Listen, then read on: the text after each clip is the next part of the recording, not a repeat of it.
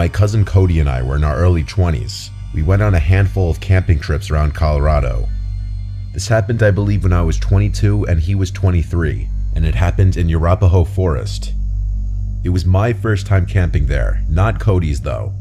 It was in the middle of the week. Our jobs allowed us to have off days in the middle of the week, and we'd often go on our campouts then to avoid traffic and crowds.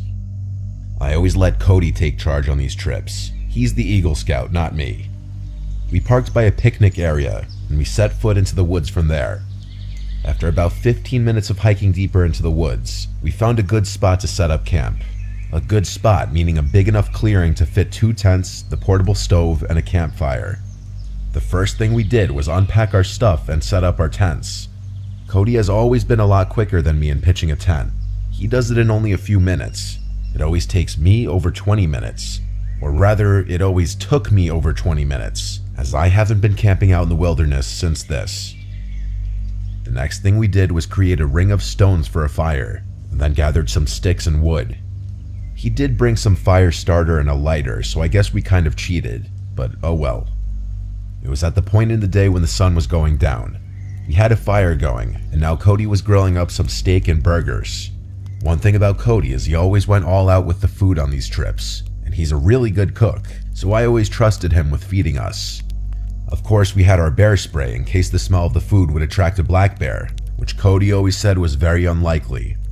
He always says the real thing you gotta worry about in the middle of the woods is other people. As we ate our steak and burgers, we cracked open some beers and had some classic rock playing on the speaker. If you've never been camping, you don't understand how good of a vibe moments like this are. In the wilderness with a friend or family member and some beers, reminiscing about good times and vibing to music. As it got dark, we started playing card games on this little folding platform table we brought specifically for cards. After playing more traditional card games, we started playing Uno, and this was when we heard something out in the woods. I paused the song on my phone so that the speaker would go silent. It was clear now. We heard a person humming and footsteps from beyond the trees in the pitch blackness of the forest. Cody urged me to find the flashlight. I tried, but by the time I found it, the sounds had faded away. I asked Cody if that was something to be concerned about, and he said it definitely was unusual for someone else to be this deep in the woods, let alone creepily walking by a campsite with an active campfire humming loudly. I was a bit shaken, and I saw Cody was too. We went back to playing cards with the music much lower now. When we least expected it, a big stick landing in the middle of our campsite made us both jump out of our skin. It didn't fall from a tree. This thing was thrown at us by someone. Cody started yelling something along the lines of, "Whoever's out there messing with us, get a life and f*** off." And then, footsteps could be heard once again in the distance. They were walking away from us. I said we should pack up camp and move somewhere else. He said absolutely not in the dark. We both had bear spray, and he advised to just keep it next to me in my tent when we go to sleep. It was the closest thing to ranged self-defense weapons we had. We kept hearing sounds like tree branches cracking in the distance, sounds that you would never expect an animal to be making. Someone was out there, maybe multiple people, that much was clear. We had to go to sleep eventually, so we agreed that maybe we should take turns staying up to keep watch to make sure that no one comes to our campsite and steals anything, or worse. Cody agreed to take first watch. He said he'd stay up and read his book. So I crawled into my tent and then my sleeping bag and went to sleep. Waking up in the middle of the night while camping is normal. You're in a cold, outdoor environment in an uncomfortable sleeping bag. Any number of things could wake you up. I didn't yet know what woke me up. I was still in a fog. My brain didn't feel fully woken up yet. I looked up and saw a head peering into my tent. It looked like Cody. I rubbed my eyes, but really it was the darkness that was preventing me from seeing anything of his face. I said, "Cody?" thinking he was waking me up to take my turn of keeping watch. I said groggily, "Is it my turn?" I stared at the head peering at me in my sleeping bag, slowly growing more awake every second. Then I heard the zipper to the tent quickly zip up and his head disappeared. I laid back down in my sleeping bag, but only for a second. I suddenly had some weird moment of clarity where I shot to an upright position and listened as the footsteps walked away. "Cody," I said. He didn't answer. I unzipped my tent to peek out to the campsite. The fire was dead. Cody wasn't out there. I went over to Cody's tent, which was zipped up. I unzipped it and looked inside to see Cody fast asleep in his sleeping bag. I got chills, goosebumps, whatever you want to call it. I almost shit myself at the realization. I started shaking him awake, and when he finally awoke, I told him someone's here, at the campsite. It took him a minute to come back to reality just like I did, but when he did, he grabbed his bear spray. He said he must have dozed off while reading. He said I should sleep in the tent with him tonight, but to do that, I'd need my sleeping bag. He came outside of the tent with me and stood watch as I ran to my tent to grab my sleeping bag. In my tent, grabbing my sleeping bag, I heard that goddamn humming again from outside. I grabbed it and Cody whispered at me to hurry up. I said, "You hear that too?" He said yes. We both got back in his tent and zipped it up, with our cans of bear spray by our sides. I tell you, in those moments, I wanted nothing more than for a bear to come and save the day. The hours dragged on as I stayed up while Cody slept. After 3 long, horrible hours, I woke him up and we switched. When Cody woke me up, it was almost dawn. There was light outside. So we packed everything up, and by the time we were done, there was plenty of light to hike back to the car. While we could have driven somewhere else and had another night of camping elsewhere, neither of us were feeling it anymore. This was a haunting experience, and I think we both just wanted to be in the safety of our houses. It's been 6 years since this happened, and he's hit me up a few times since then about camping, but I haven't really had interest since this experience. People are just too scary.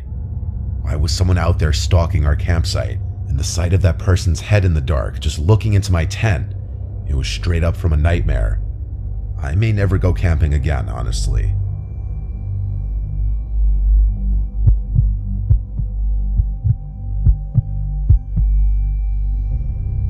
Whenever I was scared as a kid, my dad had always told me in life that you should not be scared of ghosts, fear the living because they can actually hurt you.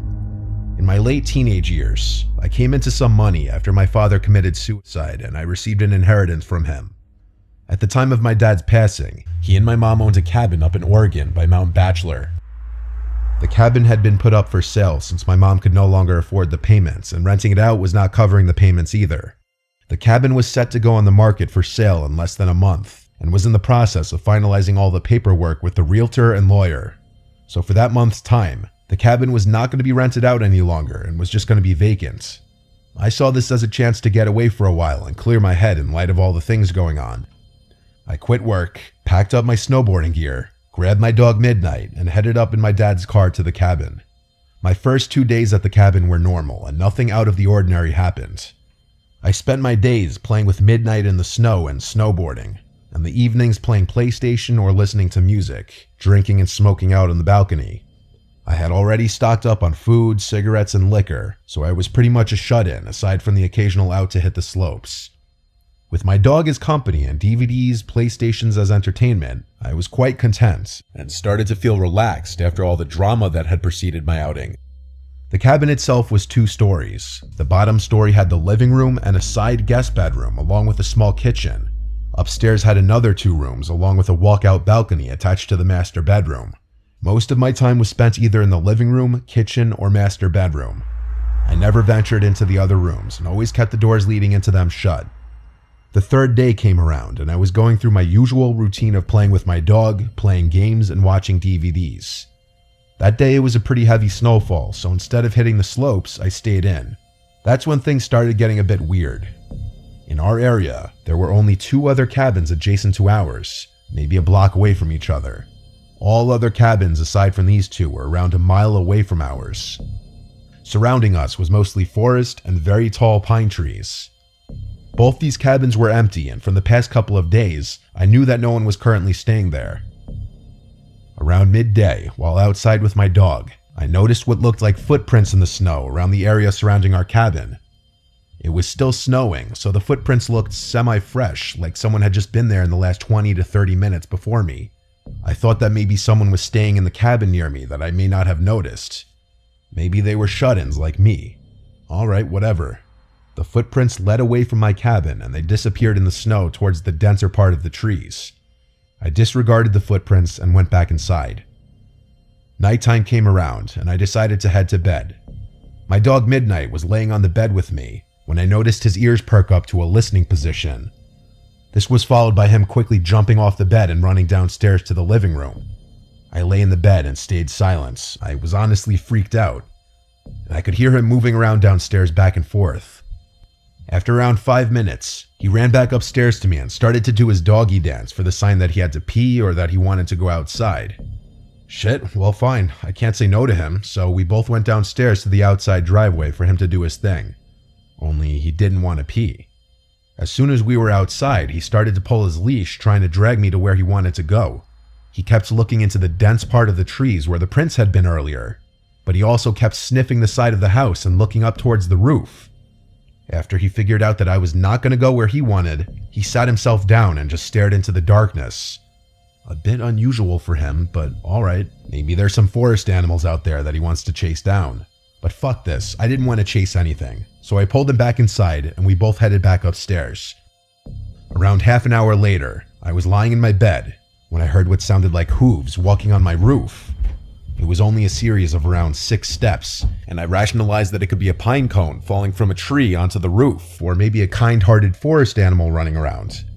But here's the thing. The steps seemed to be spaced apart like a man-length stride, so it was really freaking me out. Midnight also heard the noise and was quick to run to the balcony screen door, expecting for me to let him out. Alright, you know what? I'm a tough guy, and at the time, I considered myself to be fairly well built and strong enough to handle myself. So I grabbed my coat and shoes along with my cigarettes and flashlight and went out onto the balcony.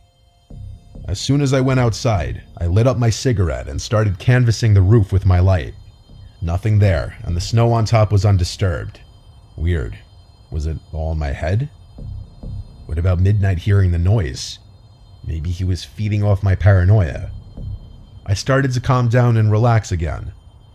My eyes started to adjust to the darkness, and I kept smoking and just staring at the stars and trees next to our cabin. That's when I saw it. In a tree that was a little taller than our cabin and around 20 feet from the balcony, I saw what looked like a man crouched in a squatting position in between 2 branches. It looked really tall, like 8 or 9 feet, and it was really fucking skinny. It was squatted on one branch, and its freakishly long, white arms were extended above its head, holding onto the branch above it, while its mouth was wide open with no expression. What the fuck is that? I wasn't sure if I was really seeing this thing, and stood just staring and sat there motionless. I noticed Midnight stand up and start pacing behind me and lightly barking at the same time. The thing still did not move. I put my cigarette out and was debating on shining the light in the thing's direction, but something in my head kept screaming not to. So I walked backwards to the inside of the room and pulled Midnight with me. Once inside, I locked the door and shined the light in the thing's direction, but there was nothing there. I shut the curtains to the screen door and retreated back to bed. But later on in the night, I heard some light tapping at the screen door, like someone was tapping on the glass with their fingers. It was consistent and did not stop for nearly an hour. Midnight seemed to stare at the door, but he wouldn't go near it anymore. The weirdest part was that I had a feeling like someone was inviting me to open that door, but at the same time, I kept hearing my dad's voice in my head, telling me to stay in bed and don't do it. I listened to my dad's voice and just stayed where I was. I passed out eventually and woke up in the morning. It didn't take me long to pack everything and get the hell out of there.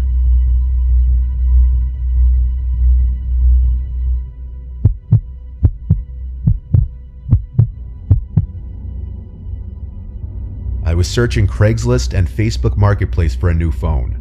This was a long time ago, so it had to be like an iPhone 7 or something. Phones still had the home buttons back then. I found this listing for a phone. It was some generic looking post. iPhone whatever for sale, new, around $300. It was a really good deal for the time, that I remember. He told me all the small details I needed to know, that it was factory unlocked, never opened, and stuff like that. He sent me a video of the box too, still sealed. The guy, whose name was Melvin, seemed nice and easy to talk to over text. I got his number and we discussed a pickup point. His location on the Facebook ad was much closer to me, but over text he was telling me he was only there this morning and now he went about an hour north. I wasn't happy about this, but this was a really good deal and I didn't want to pass it up. I started asking a bunch of friends if they'd want to come on an adventure with me. Really just a way of making the chore of accompanying me for an hour drive seem fun. My friend Martina actually agreed to come with, on the promise that I buy her food for coming. So this Melvin guy sent me the address of a police precinct about an hour away, saying he only does deals in police precinct parking lots to avoid scams. I obviously had no problem with this. In fact, it made me feel a little more confident in this whole thing. I picked up Martina on the way around 8:30 at night, and off we went. She being in the car and having someone to talk to made the trip more fun. It was also a Friday night, so afterwards we could go out and do whatever we wanted. When I got off the highway, we were about 10 minutes away, and we found ourselves in a very secluded, quiet area. It seemed like a lot of different wooded areas. Occasional buildings and houses, and then more woods. We got to the police precinct, and there was no one visibly parked in the parking lot, besides empty police cars, of course. We drove around the whole building a couple times and didn't see this Melvin guy, who said he was in a black Altima. So I decided to call him. He picked up and said he's having issues with his car on the side of the road, and asked if I could come to him. He sent his location and I checked it. He was on the side of some random road with nothing on either side, and by nothing I mean woods. That's the kind of area we were in. He asked me to come help him jump his car. He had jumper cables. I said, yeah, I guess I can do that. I mean, we drove the hour to get there. I didn't want to just drive another hour for nothing. Martina was shaking her head the whole time I was on the phone. The guy said, see you soon, and hung up. Martina then basically screamed, no way, this is sketchy, we're going home. I told her we'll just drive past the location he sent and see what's up. I did agree with her though. This seemed incredibly sketchy. I just was very upset if we drove 2 hours for nothing. We did drive to the location, and when we got to it, we saw the reflection of a car's front lights coming up on the pitch black road we found ourselves on. As we got closer, I slowed down, and it was in fact a black car, but we couldn't see anyone inside or outside of it. Mind you, it was very dark, but I feel like we would have seen someone's head on the inside or something. Martina said to just keep driving, and I said I know. It was about the sketchiest thing I'd ever seen. A pitch black road between two patches of woods, no streetlights, no other cars in sight. A pretty convenient place to break down and have someone who's coming with a wad of cash to buy something from you come and meet. I drove right past it. Immediately, Melvin starts calling me over and over. I ignored every single call. Then he texted me saying, I saw you just pass me, why didn't you stop? Turn around. Ignored. Martina is a very positive person, so she laughed about this whole situation and then said, okay, you owe me food. So I looked up the nearest diner and we stopped there for some food. It was a quiet, small diner. We were just about the only people in there, even on a Friday night. The waitress just took our coffee order when a lone guy with his hood up steps into the diner and sits in one of the bar stools. He was wearing a navy blue, dirty-looking hoodie. He glanced over to Martina and I, then looked straight ahead, talking to the lady working behind the counter, apparently ordering a coffee. The man kept glancing at our table like every minute, so I whispered to Martina, don't look now, but that guy at the counter might be the Melvin guy. The waitress came with our coffees. I asked if we were ready to order. I said a few minutes, please. When the lady behind the counter handed that man his coffee, he said loud and clear, thank you, darling. It was that guy from the phone's voice, Melvin or whatever his real name was. I told Martina that's him. We need to pay the check and leave. I waved the server over and whispered to her if we can just get the check. She asked if something's wrong, and I noticed the guy look over as I said this. I said yes, we just needed some coffee for the road. So she got the check, I paid, we downed our coffees, and left the building. We got in my car, and Martina said, oh my god, he's getting up. I looked into the diner and saw that guy leaving towards the door. As quickly as possible, I drove us out of that parking lot and sped down the road. And yes, we noticed a black car in the parking lot that could have been the one that we saw on the side of the road. I was driving too fast for him to have caught up. We got back on the highway and I was flying for a while, until I got a low tire pressure light come on. I knew instantly he slashed my tire. The PSI was going down fast, so to avoid damage, I pulled to the side of the highway and parked it. I went out to confirm that my tire was slashed. I had to replace the tire with the spare, which took about 15 minutes. The whole thing was a disaster. And if you're wondering, yes, I still got Martina dinner that night. Now Martina and I look at it as a crazy story that we can look back on and tell people. It's absolutely horrifying though, how close we were to walking into a trap.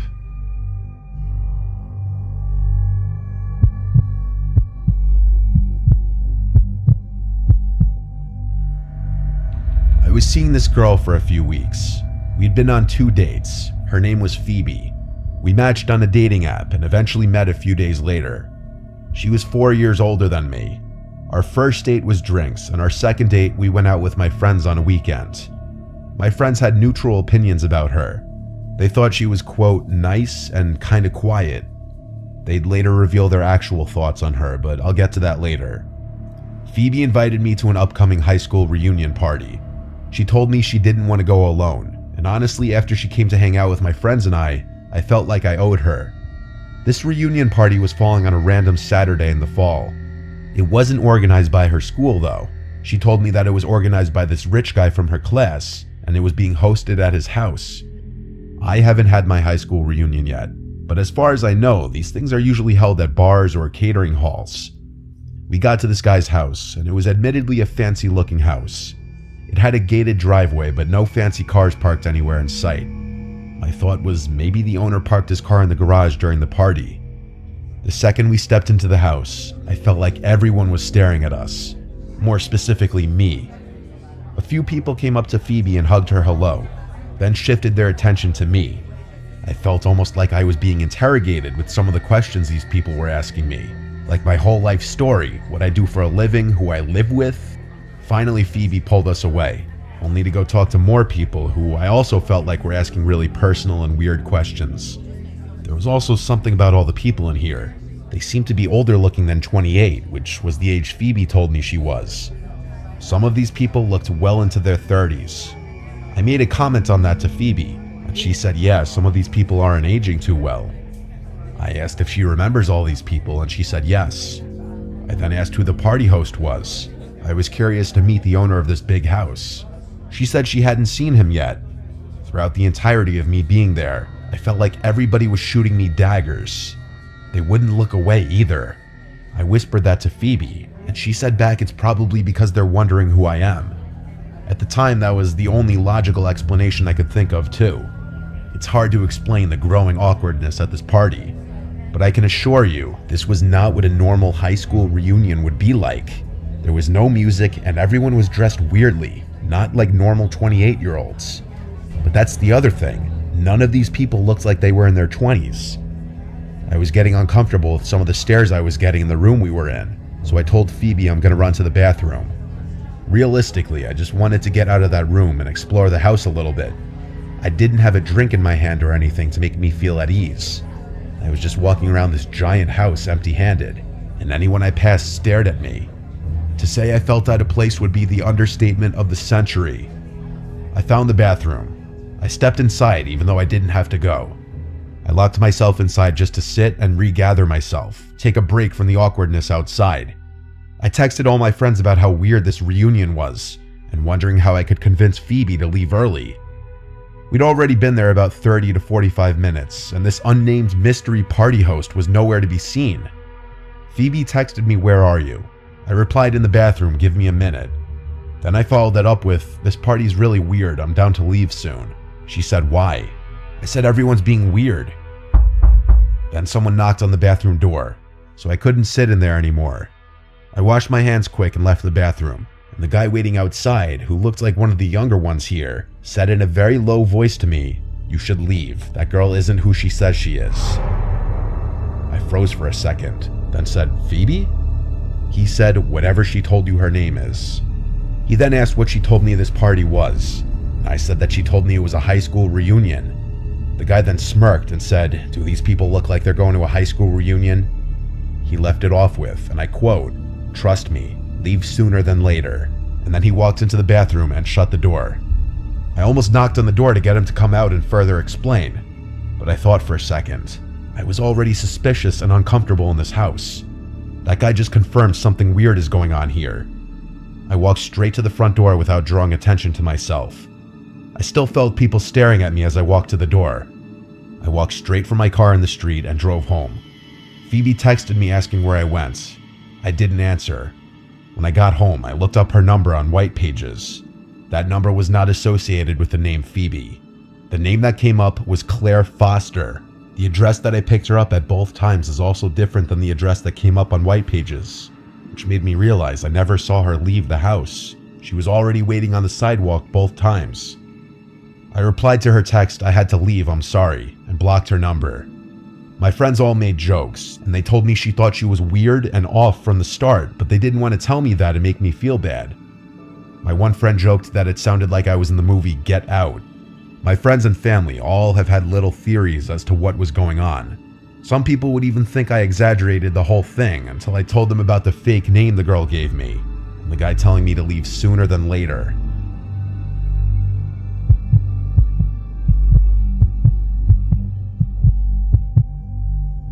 This happened when I was a young child, maybe like 8 years old. My parents had me late. My 2 older siblings are both at least 10 years older than me. I was woken up in the middle of the night to a commotion from downstairs one night. It was my parents. I cracked my door open and heard my parents freaking out about something. I wasn't sure what it was. I went to the stairway and stood at the top, calling down, "Mom, Dad?" My mom came to the bottom of the stairs and said to me, "Go back to bed." I listened without asking any questions. I could tell they were stressed about something though. I was trying to go back to sleep when I heard the front door downstairs slam shut, and then it was dead silent. I presumed they left the house, but I wasn't sure why. Either way, I listened to my mom and went back to sleep. I woke up again to sounds downstairs once more. It was the sound of the front door closing, and then footsteps, but no talking. Naturally, I assumed they were back home and just being quiet so that they wouldn't wake me up. I heard occasional steps and thuds from downstairs. I heard drawers and cabinets being opened and closed, and I thought for sure I heard the fridge opening too. I thought it was my older brother Chris, who's 10 years older than me, and at the time he was already driving, so he was going out and coming home late. So him getting home at like 2 a.m. and rummaging the fridge wasn't abnormal at all. These are all things I was telling myself, logical explanations as to what I was hearing. Eventually, I heard footsteps coming up the stairs, getting louder and closer until they reached the top and then made their way first thing to my door. My door quietly and slowly opened. I didn't sit up or move. I just had my eyes open facing the door as I was still laying down. There weren't any lights on outside of my room. Whoever was walking around was doing so in the dark, so all I saw was this black mass at my doorway, resembling the shape of someone's head. I said every name starting from Chris to Mom to Dad. Then I just said, "Who's there?" They didn't reply. They just closed the door and I was left there confused but mildly creeped out. I heard footsteps going downstairs. I was convinced it was my dad now, just coming to check on me after getting home, though I wasn't sure why he was ignoring me. I didn't hear anything from downstairs for a while now. I allowed curiosity to get the better of me, and I went downstairs in the dark. I kept all the lights off as I was approaching the kitchen, and I froze at the doorway, noticing a tall figure standing right in the middle of the kitchen. I said, "Dad?" assuming it was him just based off the size of this person. A deep voice said, "Go back upstairs." I ran back up the stairs to my room and closed the door and jumped under the covers. All I was thinking was, why did my dad's voice sound like that? The reality of a stranger being in the house didn't dawn on my innocent little mind. Not until a little later, when I heard the front door opening and a commotion from downstairs again. The voices of my parents. I went to the top of the stairway again, and they were shocked to see I was still awake. I asked what happened. They told me that Chris had a little accident, but that he was going to be fine. I found out months later that he had gotten into a car accident driving in a condition that he shouldn't have been driving in. My parents got a call from the hospital, and so they rushed to see him first thing, leaving me to sleep. I asked my dad if he had come in my room before, and that was when I learned that they had been gone for hours. My mom started freaking out, yelling at my dad because he had neglected to lock the door when they rushed out of the house. Me telling my parents about the person at my bedroom door and in the kitchen caused my dad to search the house with his gun and my mom to call the police. The last thing I really remember was being asked by a police officer to give my story. My parents tell me that they felt like morons having to explain to the cops that they left me alone and left the door unlocked. I don't think anything of value was stolen, even though whoever broke into the house clearly didn't have intentions of harming me. Having a complete stranger in your house is already a terrifying ordeal. Now imagine going through that at 8 years old.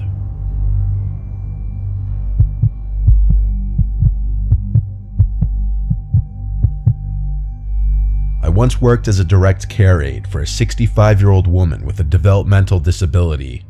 Her daughter, who was in her 40s, worked overnights, and she needed a caretaker with medical experience to watch her overnight. When I say once worked for them, I mean I literally worked once, just this night, and you're about to hear why I never went back.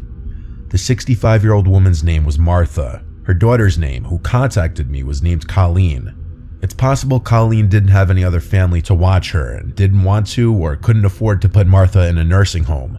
Or it was possible that she felt more comfortable hiring somebody with some form of experience to watch over her. At the time, I was already a direct care worker for 2 other women who suffered some forms of developmental disabilities, so I had experience. But nothing prepared me for that night. Colleen left for work. Earlier that day, I worked my first job, so I was really pushing my body to exhaustion, trying to make as much money as possible. Colleen had introduced Martha and I. Martha had given me a smile before Colleen brought her upstairs to her bedroom for the night. It was around 9 p.m. Colleen told me that Martha would sometimes walk around the house at night acting confused, and I'd need to calm her down and bring her back to her room. She specifically addressed this not to be a form of sleepwalking when I asked. She said it's one of the symptoms of her mother's dementia. I told her to rest assured that I'd know how to handle it. I spent my time initially in the living room catching up on my show. These jobs aren't super glamorous, and for the most part, it is a lot of sitting around. I heard footsteps from upstairs. I went to the stairway and looked up the stairs, then called Martha's name asking if she needed anything. She didn't answer. I heard her footsteps go back to her room, and then the door closed. Maybe she went to the bathroom. I went back to the living room and watched some more TV. It was maybe an hour later that I got up to grab my sandwich that I brought from the fridge. As I left the kitchen with a plate and my sandwich to go back to the couch, I nearly had a heart attack and dropped the plate when I saw Martha standing at the doorway. Glass shattered everywhere. I apologized to her and asked if she was okay. She started yelling at me, "Who are you?" I reminded her who I am. I'm her direct care worker here to make sure she's okay. Everything she said at this point was in a loud scream. "Why are you here? I don't know you," things of that nature. I reminded her that we had just met and that her mother Colleen hired me to watch her and the house. This seemed to work for long enough for me to get her to come back upstairs with me and to her room. I brought her up a glass of water and some melatonin and clonazepam. I made sure she took both before going back downstairs. After a few hours, I was absolutely exhausted. I had to get a couple hours of shut-eye. There was a spare bedroom upstairs with a twin-size bed where Colleen said I could rest if needed. I felt like at this point Martha was asleep for the night from the melatonin. I fell asleep within minutes, but I was asleep for only maybe an hour. I woke up to a sound from downstairs. It was this repeated slamming. Every 1 to 2 seconds, something from downstairs was being slammed. I jumped out of the bed. I had left the bedroom door open so that I'd hear anything if Martha got up. Case in point right here. When I got to the stairs, I realized the slamming was coming from the kitchen. I walked down the stairs in as quick of a speed as I could while still remaining quiet. Getting to the bottom, I peered around the opening to the kitchen, and what I saw was like a scene from a scary movie I'd seen before. I saw Martha in the darkness, standing in front of the oven, repeatedly opening it and slamming it shut. It was horrifying. When I say I saw Martha, I really only saw her silhouette. It was that dark in the kitchen.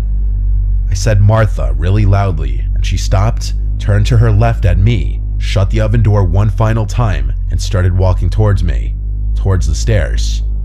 I said in a now softer, kind of scared-sounding voice, "Are you okay?"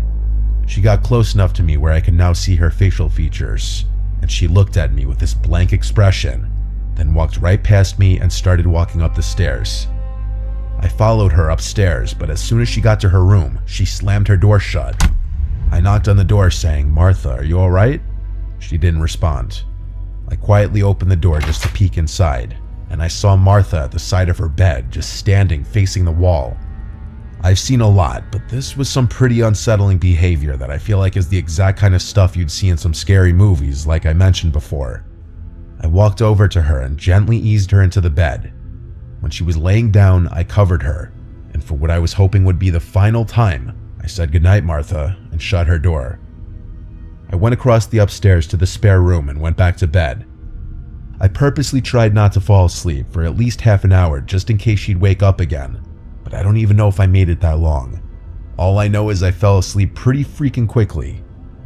I woke up once again, however much later. The room was still pitch black, and the 1-hour alarm I set had not yet gone off. I looked around the room, wondering what woke me up. I didn't see what it was until I heard a sound from inside the closet. I then noticed the cracked open closet door and the black shadow of a head peeking out of the closet. Again, I almost had a heart attack. I said, "Martha." She didn't answer. I kept saying Martha a bunch of times until she pushed the door open and I saw her approaching the bed slowly. She started saying what she was saying hours ago again. "Who are you? I don't know you." As she got closer, I tried calming her down, reminding her who I am. I reached for the lamp next to the bed and fumbled with it until it turned on. Martha was holding a huge kitchen knife in her hand. At this moment, everything changed. Martha was now a threat to my life, and I had to worry about myself, not her. I screamed at this point. Martha, put the knife down. I guess my scream stressed her out because she got closer and started screaming back at me, still repeating, "I don't know you." I wasn't going to attempt to calm down a knife-wielding dementia patient. That was not in any job description. I mapped out a way to run around her in the bedroom, and I went for it. I jumped off the bed on the side further from her, and she screamed again, "Who are you?" She swung the knife at the air as I ran past her. It was a slow and weak swipe from what I saw, but nonetheless showed that she had intentions of actually using it. I got downstairs and grabbed my shoes and went outside. Instead of calling 911, I called Colleen as she requested I do if there's an issue. I was courteous in doing this because getting law enforcement involved is never doing anyone any favors. Colleen was yelling into the phone at me not to leave her, and honestly I yelled back that she attempted to kill me and that I didn't call the police. She had to leave work, of course. I stayed outside of the house, making sure Martha didn't go anywhere until Colleen returned. When Colleen went inside, Martha was back in her bed asleep. Colleen went as far as accusing me of exaggerating the whole thing until she found the knife next to Martha's bed. To not give her any more fuel to blame me for any of this, I left out the fact that I ever went to sleep. But that doesn't mean that I felt in any way I did anything wrong. Colleen even offered me that room to sleep. I never worked in that house again. Martha was a scarier patient than I'd ever dealt with in any of my jobs in my 9 years of being a direct care aide.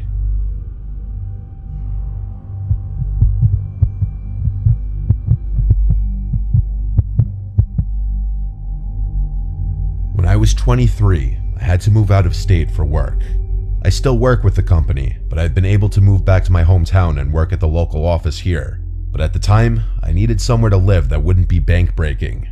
I made a posting on basically all the websites for a roommate: Facebook, Craigslist, Twitter, and even on my neighborhood's subreddit. I had a guy named Rob reach out to me on Facebook stating he has a room available in his place.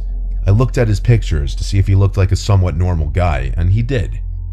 I was open to the idea of having a male roommate, as long as they seemed normal, even though my parents were very against it.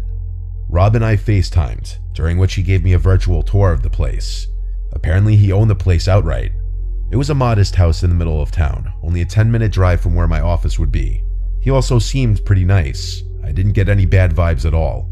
His price was fair, and his rules were pretty fair too. He said it was available to move in right away, which was perfect. So it was settled. A week later, I had all my things packed and drove down. I met Rob right out front of the house, where he greeted me and handed me a key. The first thing I noticed about him was he was really short. He was eye level with me. He helped me bring some of the bigger and heavier bags inside. He showed me my room, which was furnished already. He said one of his friends had been living there and recently moved out. I replaced all the pillows and bed sheets with my own, of course. The rest of that day was me settling in. Rob, I could see, was trying to get to know me and presumably make me feel at home. I I didn't get any overly friendly vibes yet. The next day was Sunday. Rob offered to drive me around town to show me around. I wasn't eager to, but I said sure, just to get off on a good start with him. He drove us around town, showing me where the good shopping centers are, good restaurants, and stuff like that. But then he offered to get us lunch. I really wasn't hungry, and he was suggesting a sit-down lunch, almost like a date. I didn't want him to get any kind of wrong idea, I just needed a room. I said I'm not hungry, and then he right away suggested we go grab drinks somewhere instead. I politely shot it down too, saying I don't drink on work nights. He was being a bit pushy, saying, come on, just a couple drinks. I still maintained my politeness and said another time. He gave up, and he went really quiet all of a sudden, like he was upset. I'll admit, I was slightly uncomfortable, but nothing I couldn't handle yet. That week was my first week at work, and so my attention was focused mostly on adjusting to the work week. It wasn't until a few days into the week that I got home and did my laundry and noticed my hamper full of clothes seemed moved. Like the clothes weren't how I remembered they were left, and it wasn't until I was loading the washing machine that I noticed a pair of my underwear was missing. I checked my room top to bottom like 5 times. It was gone. I had a disturbing thought. What if Rob... No, I refused to believe that just yet, and there was no chance in hell I would confront him and ask him that. Still, I was now starting to wish there was a lock on the bedroom door. That weekend, I bought a lockable doorknob from Ace Hardware, and while Rob wasn't home, I swapped out the current doorknob with the new one. Now I could leave the place in peace. I figured I'd tell Rob the next time I saw him. He didn't come home that night though. He must have been working. His schedule seemed pretty random. That night, I awoke to banging on my bedroom door. It was Rob. He was saying my name, and he didn't sound happy. I checked the time, and it was like 1:30 in the morning. I decided I would pretend I'm asleep. I was honestly kind of scared to open the door. I had a feeling it had to do with the doorknob, and I was right. The next morning, I woke up to a bunch of texts from Rob saying, "We need to talk. Be home after work." I simply responded, "Is this about the doorknob?" And he responded back, "Yes." I apologized to him and said I was planning on telling him. He replied back, "It comes off today." I was getting incredibly nasty and weird vibes from his tone. My next response I thought out a little longer and basically said how I hope he can sympathize and understand that I'm a girl and I just feel safer being able to have privacy in my room. He responded a little nicer this time, but he still basically said no to my request and that the old doorknob needs to go back on. I was confused, I was upset, but I had to respect his rules. I did also install it without telling him, so I felt like he had a right to be kind of mad. But how did he know I changed it? It's not like I had the old doorknob sitting out in the open. The idea that he tried coming into my room that night kind of scared me. I changed the doorknob back the next day and returned to Ace. This is where things went really downhill though. There was a knock at the door one day when Rob wasn't home. It was a girl around my age. She asked me if I was living here with Rob, and I said yes. She warned me to get out of there immediately, that Rob has multiple restraining orders against him from different girls, and he's known to be a very dangerous, creepy stalker. I was at a loss for words. I asked her how she knew I was here. She said she knew that he was trying to rent his room, and that it's not surprising he opted to have a girl move in. She said she saw me moving in and wanted to wait till he wasn't home to come warn me. I thanked her so much. I truly was terrified now. I had already paid Rob for the entire month. I didn't know what to do. She said she would help me in any way she could. I took her number and she left. I started packing my things and looking for other places I could move to. I found something across town, a studio apartment sublet for a little more money. I contacted the poster of the ad, and she told me I could move in as soon as possible. Perfect. Now I just needed to tell Rob and get my money back. I started packing some of my stuff into my car, and I texted him that I'd have to be moving out tomorrow, as something with my family came up and I needed to go home. He didn't answer. He got back to the house about an hour later and asked me about my text. I came up with my best fake story possible, and he said yeah, he'll give me the money back tomorrow after he goes to the bank. I was super relieved. About an hour later, he knocked on my door and then said, "Did by some chance some girl say something to you?" I simply said, "No, what do you mean?" And he said, "Never mind, it just seems like you're running away out of here for another reason." I insisted that it was purely because of the family reasons. He said okay and left. Sadly, the story didn't end there. I woke up that night and screamed at the top of my lungs when I saw a black figure sitting on the end of the bed. It was Rob. He turned and put his hand on my mouth and went, "Shh." I said, "Please don't hurt me." And he responded, "Why would I hurt you? I knew someone said something to you. Don't believe what these girls say." I said, "You're scaring me." And this part is still just as insane to me as it was in that moment. He started to caress my leg, and he said, "I don't mean to scare you," right after I said he's scaring me. I got out of the bed and ran for the door, and he screamed at me to stop. I ran outside with my phone in hand and called the police. I hid in the bush until they showed up, and I explained the entire situation to them. They made Rob come outside and give his side of the story. Basically, I told them I just want to get all my stuff out of the room and I'm leaving. So the cops stayed there as I collected the remainder of my stuff and brought it all to my car. I also insisted on Rob Venmoing me the money back while the police were there, and he did so actually. The whole time the police were there, he tried his best to act like some normal dude, I could tell. One of the officers then pulled me to the side to tell me that this guy had been arrested before for other incidents with women, but Rob denied ever coming in my room or touching me or anything, so it was all he said, she said. I left the house and went straight to a hotel for the night. The next day, I moved into the studio apartment. Luckily, the girl who posted it was able to facilitate my quick move-in. I have never and will never live with another man who's not my boyfriend or husband ever again, or just anyone I don't know for that matter.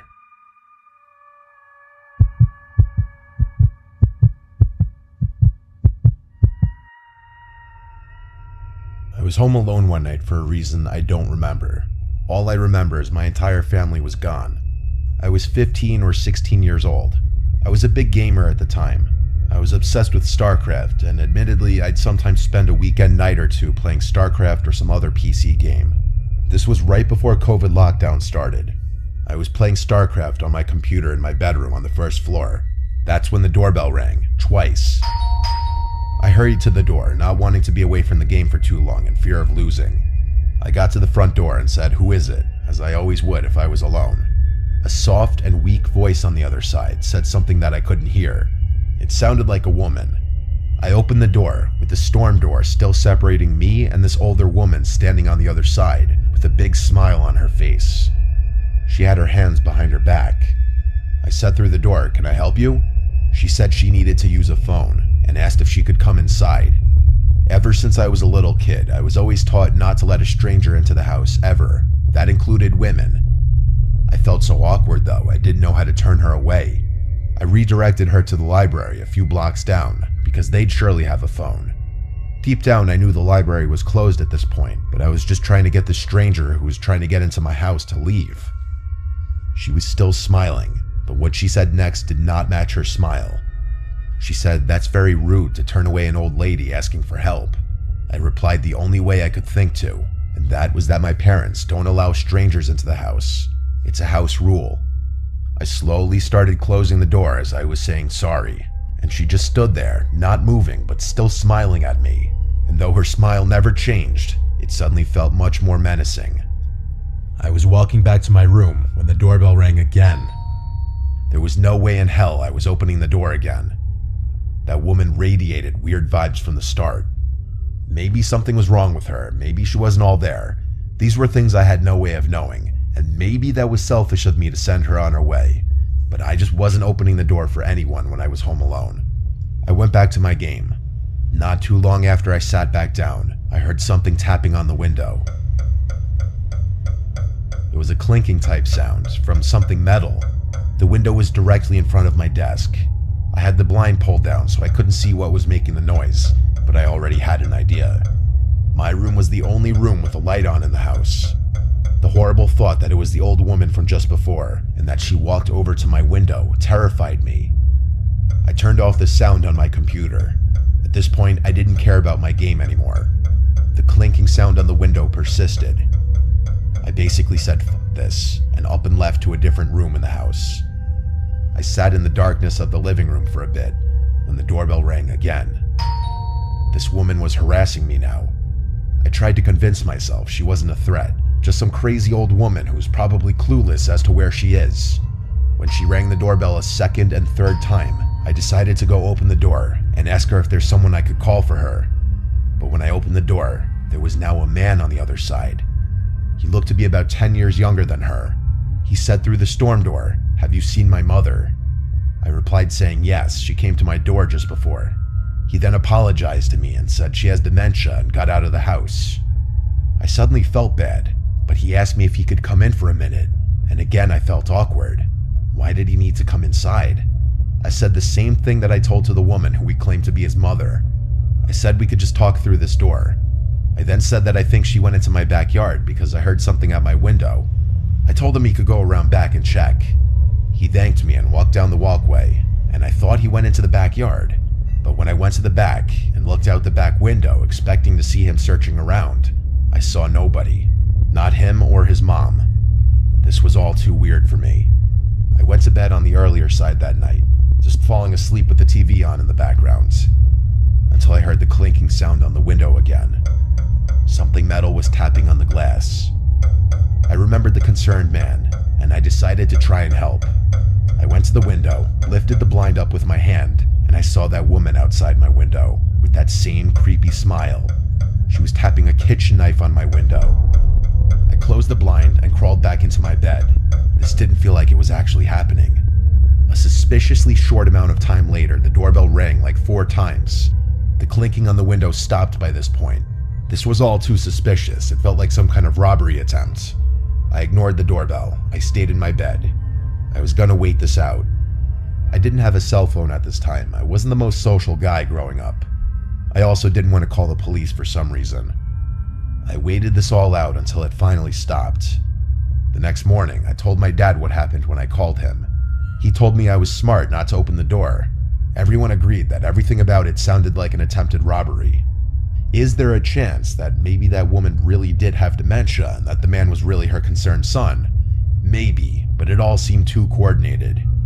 Why did he want to come into the house too? How did he even know she came to my house specifically? Why didn't he ever go into the backyard to look for her when I gave him permission to do so? Too many unanswered questions that lead me to believe I avoided something terrible happening if I opened that door.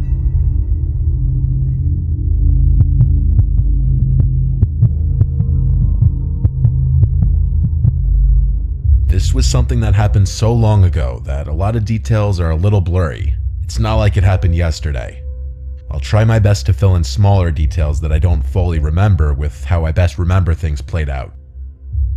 It was the last day of school. I was in the 4th grade. 4th grade was the last year in our elementary school where kids had to be picked up by their parents. 5th graders were allowed to walk home on their own. My mom would always be the one to pick me up. On the last day of school, my friend Dennis and I had a playdate planned to celebrate the last day of school. Dennis wasn't in my class this year, but we had been friends since kindergarten. He was in a different dismissal hallway from me. After school was over, we single file lined up and walked to the exit door at the end of the hall, where we waited outside by our teacher, Miss Blue. I waited for Dennis's dad to appear from the crowd of parents shuffling in and out of the parking lot next to the doors. Then I heard my name. Tommy, Tommy. I look over and see a man waving at me as he approached. He introduced himself as Dennis's uncle and said he was picking me up. I went over to Miss Blue and said I'm being picked up. She asked, "Where is he, sweetie?" And I pointed to Dennis's uncle who waved at Miss Blue. Miss Blue dismissed me and I went with the man. He led us through the crowd and was a very quick and jittery talker, like he spoke fast and had a bit of a stutter.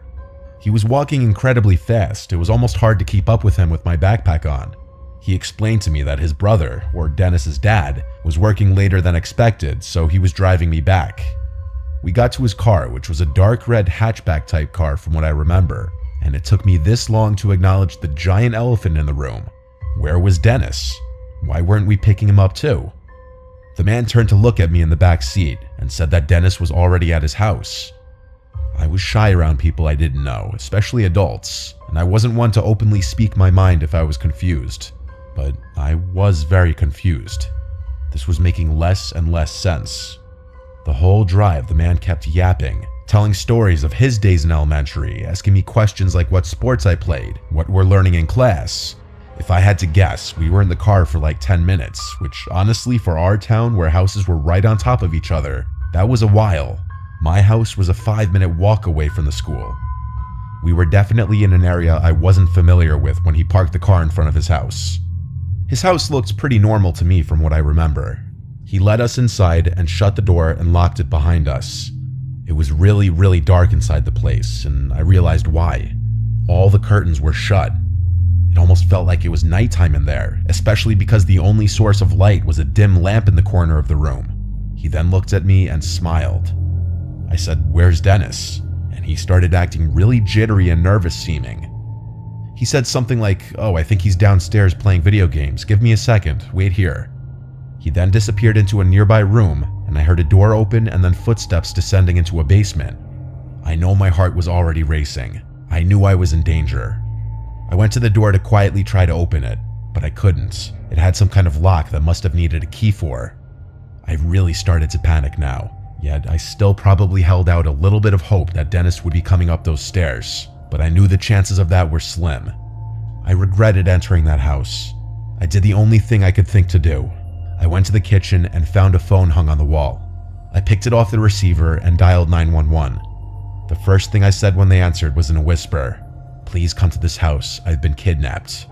They heard me, they acknowledged me, but I didn't say another word.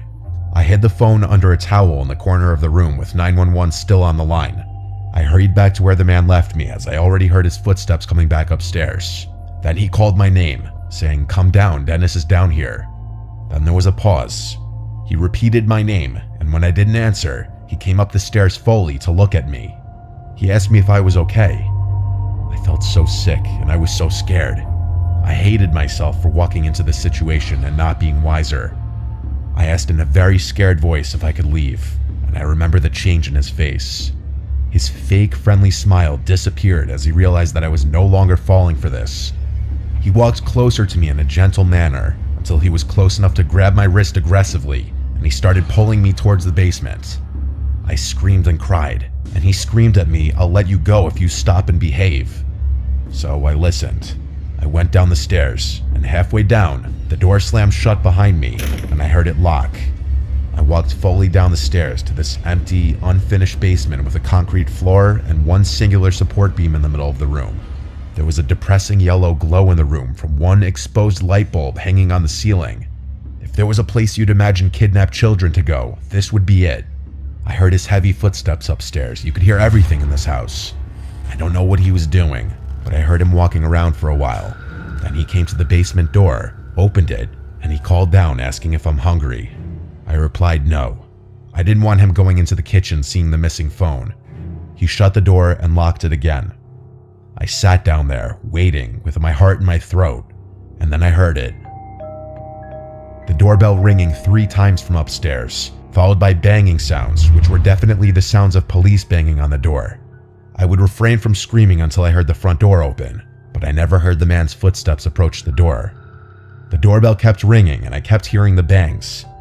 This went on for some time, until I heard a really loud bang sound, and then multiple heavy footsteps and multiple screaming voices.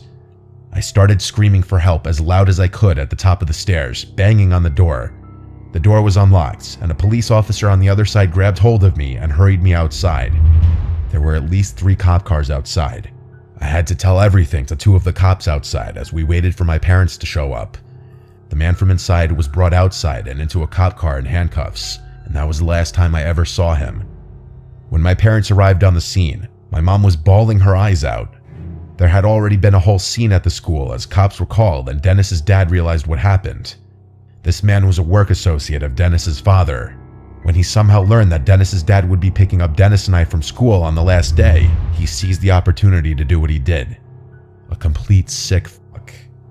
I don't know how he found out what I looked like. As I got older, I never really asked for more details because I try not to think about it.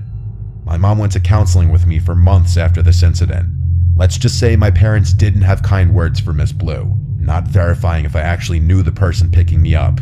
If I didn't think to call the police before he basically threw me in that basement, I know for a fact I'd be dead right now. This was like 17 years ago. That man might be out of prison for all I know.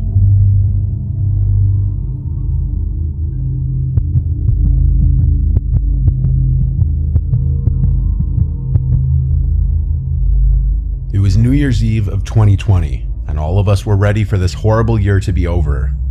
My friend Logan was throwing a house party. I arrived early to help set things up. I secured a spot to sleep in his parents' room, meaning I could drive to the party and drink without having to worry about driving home. His parents obviously weren't home for the night. Most of our close friends in our friend group came, plus a bunch of Logan's friends who I didn't know. The party was fun. At midnight, everyone screamed Happy New Year and cheers their drinks. After that, people slowly started circulating out and the party started to quiet down, as people went to either other parties, bars, or home. The later the night got, the more it became just the closer friends staying behind until it just turned into a chill drinking session in the living room. This went on late into the night.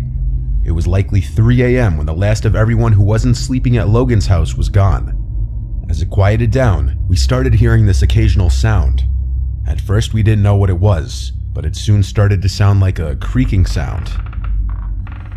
It was dismissed as a sound from the fridge or something at first, which I know sounds stupid, but house appliances often make weird noises. It was just Logan, me, and Cody. Cody was falling asleep on the couch already. It was reaching that time where we were just going to go to sleep. However, eventually we got so bothered by the noise that we had to search. We went to the kitchen and it wasn't coming from in there. We realized when we were close to the basement door that it was coming from downstairs. Logan opened the door and we heard this creaking sound.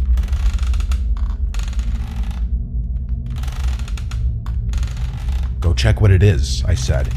He kept saying no way. Then he called down into the basement, "Yo, who's down there?" The creaking stopped and we never heard it again. After a solid minute of waiting at the top of the stairs, we agreed to go down together. We both grabbed knives, drunkenly thinking that was a good idea, when in reality we were so drunk we'd probably only hurt ourselves with them. We got to the bottom of the stairs and looked through the entire basement. It's not huge. It just has a couch, TV, a bar, a table in the corner, and various old pieces of junk. It was pretty messy at the time. The first thing we did was search any possible crevice for someone who could be hiding. Then we tried to figure out what could have been making that sound. I noticed a rocking chair, and so I went up to it, sat in it, and then started rocking in it. And it made the exact same creaking sound we had been hearing. Logan and I looked at each other. I stood up, and so did every hair on my body. I don't think we ever ran faster than we did when we ran up those stairs and slammed the door shut. We tried to come up with any logical explanation, but there was none. He kept the basement door locked for days until his parents came back. There was no living soul down there, but something was moving that rocking chair. That rocking chair used to belong to his grandma who passed away forever ago, and it's just something his mom held onto for sentimental reasons. I can't say I've ever experienced anything resembling the paranormal before this, nor since then. It still sends chills down my spine.